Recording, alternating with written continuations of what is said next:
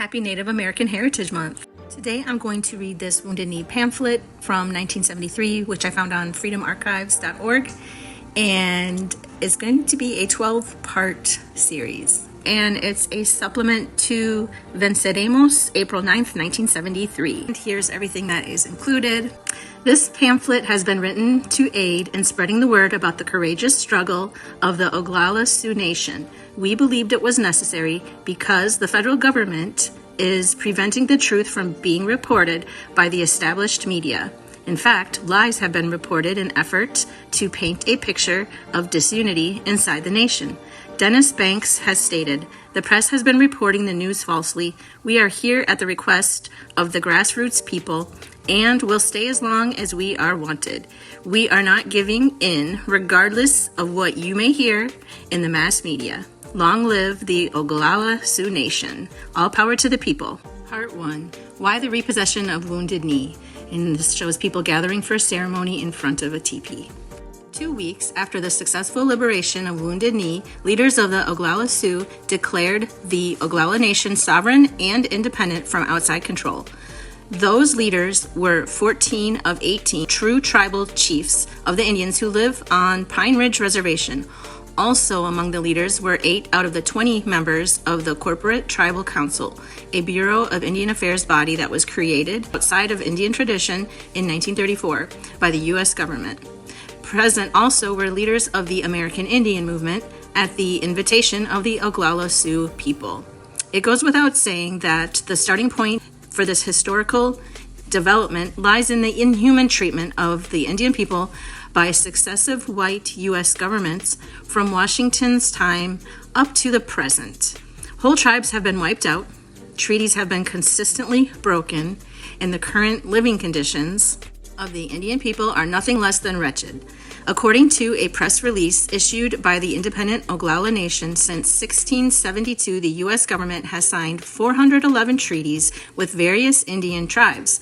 389 treaties have been ratified by Congress. In 1849, the Bureau of Indian Affairs, the BIA, was created by the U.S. government to serve all Indian concerns. Due to the government's complete ignorance and breach of 389 treaties, the following problems have developed. Indian male life expectancy is 44.5 years. Suicide is 15 times the national average. Malnutrition on reservations is common. Unemployment is 90%. School dropout rate is 75%. The average Indian family annual income is $1,000. On some reservations, $500. 95% of housing is substandard.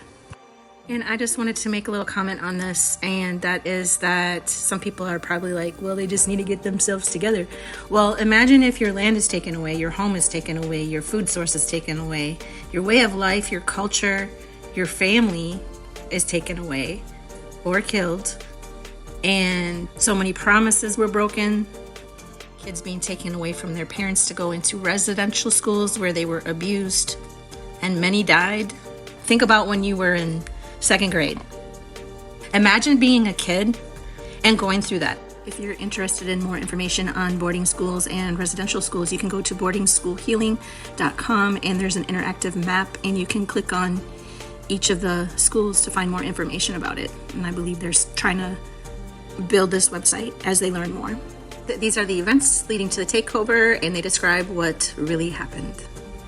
The specific events leading to the takeover of Wounded Knee by the American Indian movement could begin almost at any point from the time the first white man came into the Lakota Nation and began to calculate how to wrench the wealth of the land from the Lakotas. The following chronology, which begins in March of 1972, starts at a point where the individual fingers of the Indian people are beginning to come together into the universal symbol of solidarity and resistance, the clenched fist. March 1972, Gordon, Nebraska. A 52-year-old Oglala Sioux Raymond Yellow Thunder was picked up by 2 white men in a particularly vicious series of events, was beaten, thrown naked into an American Legion dance, locked in a car trunk for 2 days, castrated, and finally beaten to death. His murderers were charged with second-degree manslaughter and unlawful imprisonment. Both are now free. His parents called the National Office of AIM for assistance, and their plea was responded to immediately. June 9, 1972, a flood devastated much of Rapid City, South Dakota, and killed over 200 people. Before any other relief agency arrived, AIM came to offer food and clothing to all victims of the flood, Indians and non-Indians alike. November 1972, BIA national offices are taken over by AIM and other Indian groups. A caravan returning from the Trail of Broken Treaties stops in Fort Robinson. Some of the people from the caravan take over the white-owned Indian Artifacts Museum. November 1972, Richard Wilson, Oglala Tribal Council Chairman and head of the BIA spoils system, puts out a tribal court order that AIM spokesman Russell Means and Oglala Sioux be prohibited from holding assemblies or giving speeches on the Pine Ridge Reservation, his home. The order blatantly violated the 1968 Indian Civil Rights Act. Soon after, there was a court order to stop Dennis Banks from coming on the reservation. Shortly thereafter, another court order was issued to stop any AIM person from entering the reservation. December 1972, local Chippewa leader Ron Pettit issued a press release calling for the padlocking of every public place in Rapid City and called for AIM to come into Rapid City again to investigate discrimination against Indians on the allocation of flood relief monies. Pettit charged that over $25 million was misappropriated. Dennis Banks of AIM responded and came to Rapid City in late December to begin the investigation. January 1973, north of Wounded Knee, an Oglala Indian, Wesley Badhart Bull, was murdered by a white man who was charged with second-degree manslaughter and released on a $5,000 bond. South of Wounded Knee, an Indian murders a white and is given no bond with his first-degree murder charge. February 1973, a second impeachment attempt against Richard Wilson, corporate tribal council chief, fails. It failed because he was presiding over his own impeachment and he refused to recognize petitions or anyone who would not speak in his behalf. 3 members of the tribal council walk out in protest of the intimidation and denial of impeachment procedure. February 4th, 1973, Dennis Banks makes a speech regarding obvious discrimination revealed in the handling of the 2 recent murders. He repeats Crazy Horse's famous statement, February 6th is a good day to die. February 6th, 1973, Indians burn the courthouse in the town of Custer, where the accused murderer of Badhart Bull is being tried to protest the blatant discrimination.